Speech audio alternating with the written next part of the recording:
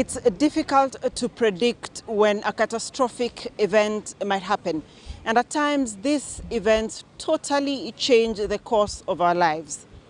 My name is Dr. Mercy Korir, and on this episode of Health Digest, Gloria Milimu brings you the story of a former film producer whose life was totally changed when she went blind.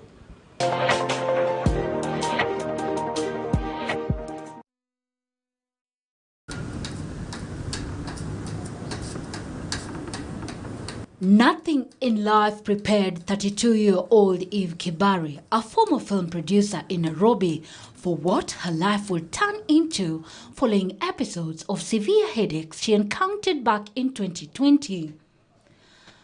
Within a span of 7 months, her life had taken a turn, which neither she nor the medical professionals she interacted with in the course of a quest for treatment had any control over.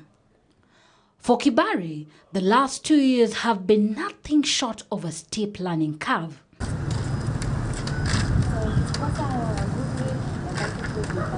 No one knew what was going on. It was first headaches and very intense headaches. You feel like your head wants to explode, your eyes want to bulge out, and your head is full of liquid. You don't know what's going on.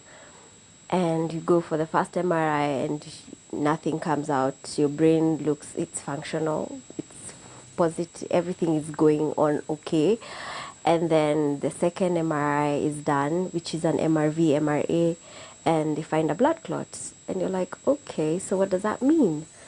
And then you're like, okay, so that's what is causing all this. And the neurologist says, yeah, you have a blood clot in your brain. And since blood thinners are the recommended treatment to help dissolve clots, Kibari was prescribed some with the hope that they help reduce the pressure and part of the impact the clot was having on her eyes. So I was not really horrified by the idea. I was like, okay, fine, there's hope.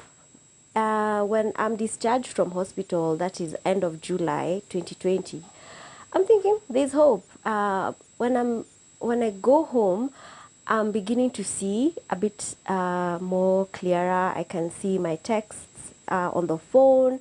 I can see the TV. I can see characters on TV, and I'm like, this is good. This is good news. I feel like I'm going to see.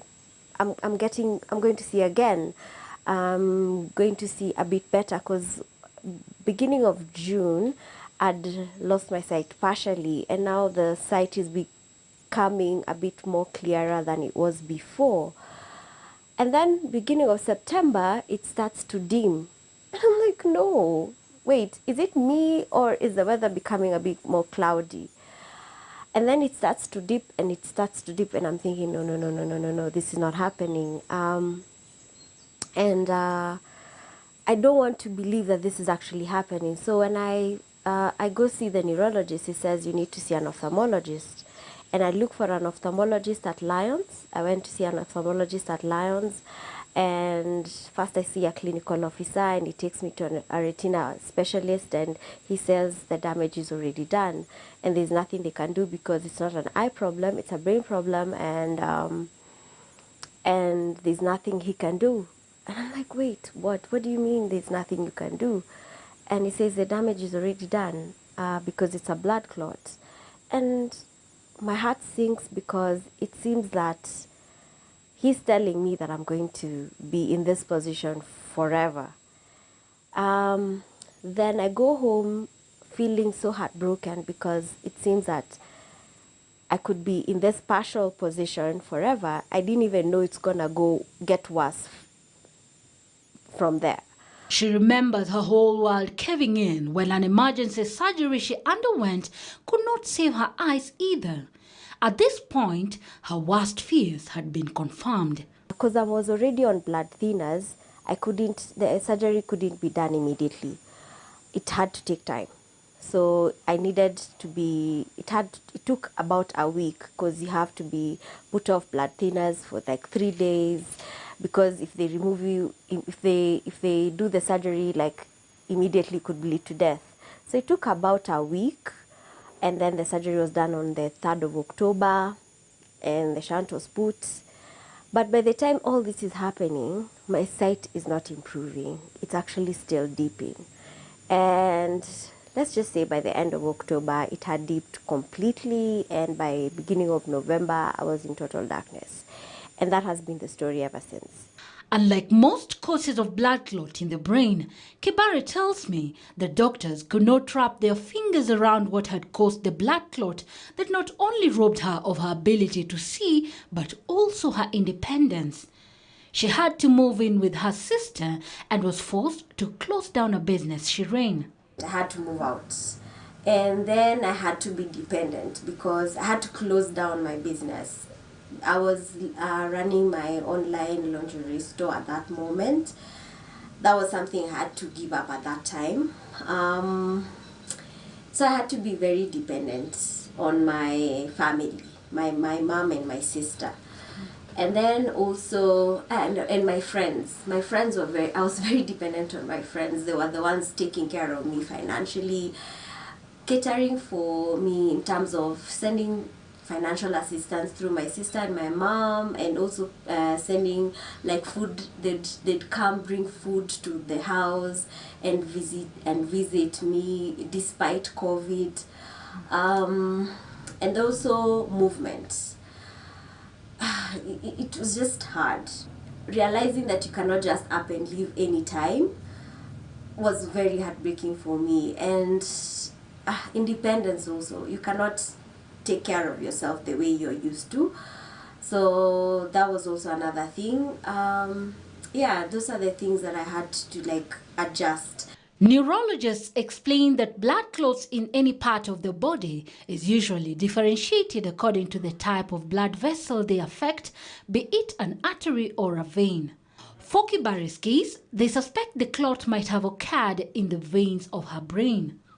In the case of clots that occur in the veins of the brain, what are called the venous sinuses of the brain, in a young person, we look at a number of risk factors. And the commonest risk factor we do find is if a woman of that age is on a family planning pill or a contraceptive pill, especially if it's the one that contains estrogen, because that is very what we call prothrombotic, meaning it causes clots to occur. And if a young person is not on any such treatment that thickens the blood, then we look for other risk factors within that individual. So, for example, there's a condition known as antiphospholipid antibody syndrome, where clots can occur in many parts of the body, not just the brain, which can only be diagnosed if you're really looking for it. There's some clues to that from the story. For example, there's recurrent miscarriages that have happened, or the person may have had a blood clot in another part of the body in the past, like in the leg or the lungs. And there's a myriad of other conditions that are similar to that condition that can also cause clots in any part of the body, including the venous sinuses of the brain. Autoimmune conditions such as a condition called lupus. There's other clotting disorders where your blood just clots easier than normal, so what we call the thrombophilias, which is a whole host of many diseases such as protein S deficiency, etc., etc. And the other things that can cause clots are actually other illnesses that affect the brain. So, for example, someone who has a brain injury, even though the brain itself may not have any blood that seeps into it, the injury that may have happened with the shear can sometimes cause the blood vessels to either burst or to become inflamed, and then you get a clot. Similarly, if you have an infection, for example, in the nose, in the nasal passages, even in the ear, all of these of which are lying just below the brain and where the venous sinuses are, they themselves can also cause a blood clot to arise. But there are a number of young women and indeed young adults who get these clots in the veins of the brain for reasons we sometimes never understand. And in standard practice, as we do in our institution, someone who comes in with this kind of a clot, we send off a whole panel of tests initially, mostly which are blood tests, to look for these other conditions that I've just listed. But how does the blindness come about? So once we've a person presents with the headache and maybe any other presenting illness, if the clot is not picked up, and if you imagine the venous sinuses being the drainage pipes of the brain, and it's now blocked, then it causes a back pressure and increases the pressure to the brain. And that pressure is transmitted down to the rest of the nervous system, particularly the eyes, which is probably why in this young lady, once she had the clot, eventually maybe because the clot was not treated on time or fast enough, or with the appropriate drugs, the pressure continued to build, and that pressure went to the eye nerves, and she lost her vision. Which is why we take these conditions seriously, because if they're not caught early, they can lead to dire consequences such as losing your vision. Apart from headache, Dr. Soki explains that a seizure is another red flag that one should look out for. He says a seizure occurs when the brain is irritated. And to diagnose whether a patient has a blood clot or not, neurologists look at different factors. One is obviously getting the story from the person and verifying whether this truly is a new, significant, severe, different kind of headache. Doctors are trained to use a criteria, what we call SNOOP4, which is a set of letters that we use to differentiate between different headaches. So S stands for systemic symptoms, such as being feverish, feeling generally unwell. N is for new onset headaches, and the other letters have their own meanings. And if anyone triggers on any of those, then we decide based on the patient's story, the risk factors, what we find when we examine them, what kind of headache we're dealing with. In most people, or in most cases, people get away with doing just a CT scan of the head, or some people even may do an MRI scan of the brain if an MRI scanner is available. But it's important to note that, especially with headaches that are quite sudden, and by sudden I mean happen, become severe within minutes to hours, rather than building up over a day. It's important to rule out blood vessel problems for the headache. So whilst the CT head scan could be done, it does not tell us whether the veins or the arteries to the brain have been affected.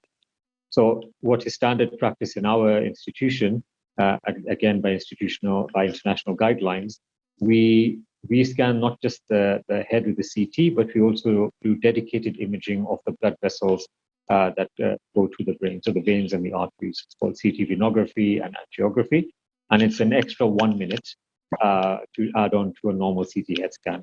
Doctors say the goal in treating blood clots is often to prevent the clot from advancing in size or even breaking loose, called an embolus, and moving to another part of the body. And assuming that this person has a clot in the venous sinuses of the brain, so venous sinus thrombosis, doctors call it CVST, then there's not much you can do for the clot itself. If the clot is of a mild to moderate size, then yes, there'll be the headache. There may be other symptoms such as vomiting or seizures or weakness or tingling down one side. And in those situations, what we do is we fully thin the blood, because the whole point of catching the diagnosis early is so that you can avoid any complications happening. If there is indeed a blood clot in the veins, then being put on treatment that completely thins your blood, and that's not aspirin or things like aspirin. I'm talking about drugs like warfarin or the injections of heparin, or the newer versions of warfarin called the direct anticoagulants such as dabigatran, that completely thin your blood. And what they prevent is the propagation of the clot. The clot itself that has formed, there is not much else we can do for it once it's formed, but once you've diagnosed it, you can prevent it from propagating and becoming bigger and affecting more and more of the brain. They say eyes are the windows to the soul. Through them, human beings experience the glamour and grandeur of life. And those experiences shape what we become and our perceptions of the mystery of life itself. For Kibari, this new chapter has taught her the hard lessons of resilience in the midst of adversity. Command the phone to call whoever I want to call. For example, I just commanded the phone to call Gloria. Ordinarily, a person who becomes blind later in life must learn new ways of going about the activities of daily living, such as how to use a white cane to aid their movement, among other adjustments. However, for Kibare, a rehabilitation program to help her adjust due to her health condition had become unbearable. Rehabilitation for me was a bit, it became uncomfortable for me because I realized that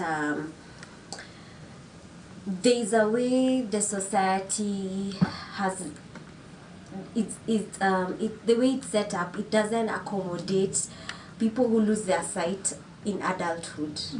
And we are a very unempathetic society.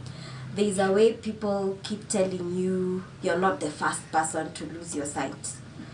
Si wewe wa kwanza. Si wewe wa kwanza kupoteza macho. Si wewe wa kwanza kuwa kipofu. So when people are guiding you to even orient you to use your white cane, they walk so fast and you're learning, you're so scared. At first you're scared because you don't know, you're in darkness, you're trying to walk and they tell you, sasa unatembea pole pole kwa nini? Usiogope, si wewe wa kwanza. And you feel like, I'm just trying to figure this out. And people are parents, some people are parents and they want to go back to their normal lives. They want to provide for their kids and they've lost their sight. And this is somebody who had a home, had a job, and now they've lost their sight. And you're telling this person, stop being a wuss, so stop being a coward and walk. Stop being a coward and use braille. Stop being a coward and use a computer. And this person is just trying to figure life out. And they were sick, they probably got sick, and they have to start again from scratch, which is so disheartening. This is life like she never imagined it. But through grit, she has picked up the pieces and built a new world around her. In place of a career she was building in film production before going blind, she now runs a YouTube channel where she shares her experiences with the hope of helping people in her similar condition. When the time gets to around 6 o'clock and your family is about to leave, I started a YouTube channel. It's called The Blind Girl Experience. It gave me a purpose to talk about my story online, and that has I talk about it with my friends. We create stories by talking about it and shooting, filming them, and also it's just it's because it's something that I used to do. I was a film producer by profession, so that sort of gave me a purpose. It gave me a purpose. It gave me something to live for, and it gave me something to look forward to. In many ways, Eve Kibare is an embodiment of astounding resilience in the face of adversity. Life hasn't been easy since fate plunged her into this never-ending darkness. But through sheer hard work and determination, she has pulled herself up by the bootstraps. Gloria Milimu, KTN News.